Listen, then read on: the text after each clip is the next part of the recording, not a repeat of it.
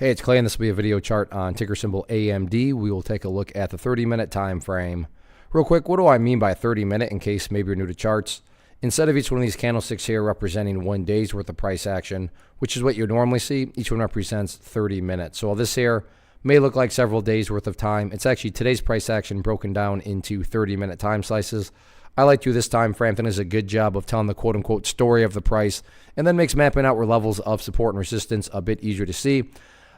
This one's a little tricky to talk about from a presentation standpoint because there is a lot of perspective that goes into it. What do I mean by that? Well, if you're some sort of day trader, short-term trader, whatever you want to call yourself, and you bought up around there and your plan was to buy and sell within 20, 30 minutes, then yeah, from that point of view, the chart's looking pretty rough. Now, if you care about the big picture of things, sure, the price did pull back quite a bit from its highs, but overall, the price still has plenty of opportunities to build a higher base, and that's the name of the game. As long as price movements are, generally speaking, building in those higher bases, that's what you want to see. I will be talking about this chart from a big picture perspective, so if I sound crazy calling something bullish, my guess would be you probably just had more of a day trading perspective coming into it.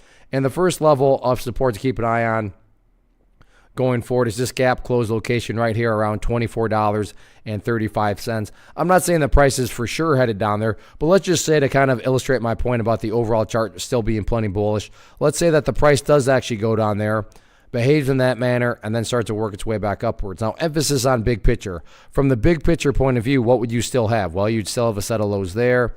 You'd have some lows right there. You'd have lows right there. You'd have these lows down there. If you envision each of those as stair steps, then from the big picture, you'd still very clearly have stair steps progressing in the upwards direction.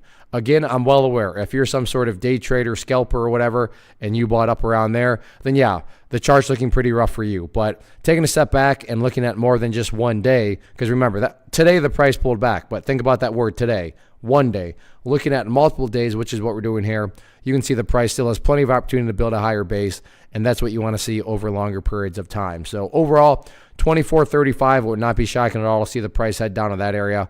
I suppose I'll add in one more just in case. If 24.35 does not hold, the next key level after that would be down there right around the $23.90 mark. But from the big picture of things, like I said, as long as the price continues to chip away and build higher lows, that's what you want to see. One of the biggest questions I get is, hey Clay, how do you find the stocks that you trade? So what I've done is put together a free resource guide where I talk about the tools that I use to locate stocks that I find interesting and think may have potential. So if that sounds like something that could add value to you as a trader, then click on the image that is up on the screen right now and I will email you the guide. The guide itself is very short and to the point, and best part, it's completely free. Thanks for watching the video. Let me know if you have any questions.